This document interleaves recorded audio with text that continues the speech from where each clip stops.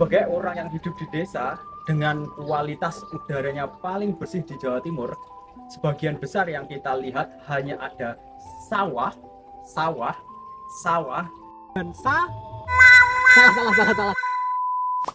Mata pencarian orang di desa jelas paling banyak adalah petani.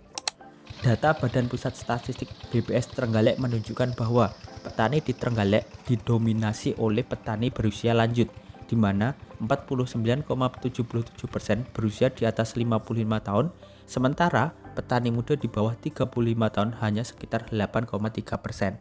Rendahnya minat generasi muda terhadap sektor pertanian menjadi tantangan besar bagi keberlanjutan sektor ini, hingga muncullah krisis regenerasi petani di Trenggalek.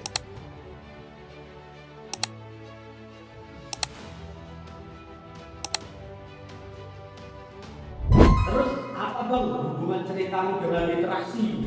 Jadi gini, anak-anak muda jarang diajari tentang menanam, jarang diberikan tentang literasi pertanian, tidak pernah mau membaca buku tentang pertanian, tidak tahu apa manfaatnya, bahkan di sekolah juga jarang diajari tentang budidaya pertanian.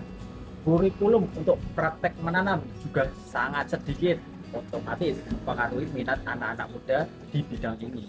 Sebagai gen milenial yang hobinya menanam, aku membuat video di TikTok untuk menarik minat mereka. Bahas tentang urban farming. View-nya jutaan, sampai ada yang komen,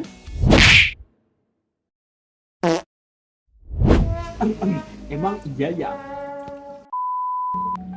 Sharing lewat video adalah salah satu caraku untuk menarik minat Gen Z. Caraku ya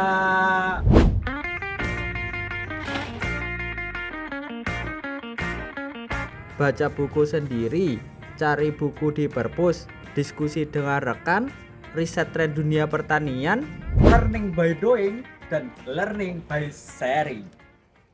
Aku di sini mengajak untuk Gen Z lebih aware dengan sektor pertanian ini, terutama di urban farming. Dengan video, aku bisa menjangkau lebih luas, lebih atraktif, dan lebih mudah dipahami. Selat Gunung ditutup, krisis energi, krisis pangan, harga cabai naik drastis kayak di emas aja. Makanya, yuk kita mandiri pangan. Di sini coba kita renungkan kenapa kita harus aware dengan pertanian. Aku jawab simpel aja. Kita makan tiap hari pasti butuh hasil pertanian. Nasi, sayur, semua hasil pertanian. Jika tidak ada, kita mau makan apa? Apa kita harus mengandalkan terus kepada orang lain? Jika orang lain juga mengandalkan, bagaimana? Krisis pangan. Pemerintah aja mengajak kita untuk mandiri pangan. Kalau tidak bisa mandiri pangan, minimal andil sedikit menguranginya. Bisa menanam cabai di pot depan rumah, menanam sayur di pekarangan, dan macam-macam bisa dilakukan. Terus kenapa kita harus aware untuk sharing? Dengan sharing, aku juga bisa terus belajar. Aku harus riset terlebih dahulu, mendapat pengetahuan baru, dan memaksa aku untuk mencari informasi secara valid, dan otomatis memaksa aku untuk membaca. Karena di dunia digital banyak berita hoax. Wah, ada loker petani milenial nih, bergaji 15 juta per bulan. Wah, mantap ini. Tapi kok websitenya aneh gini ya? Bodo amat, daftar aja dulu dah. Jangan, itu loker bodoh. Terus pertanyaan selanjutnya, kenapa tidak kamu punya tubuh, punya otak untuk berpikir, punya tangan, punya HP, punya akses ke internet, punya akses ke semua informasi, dan punya banyak keputusan.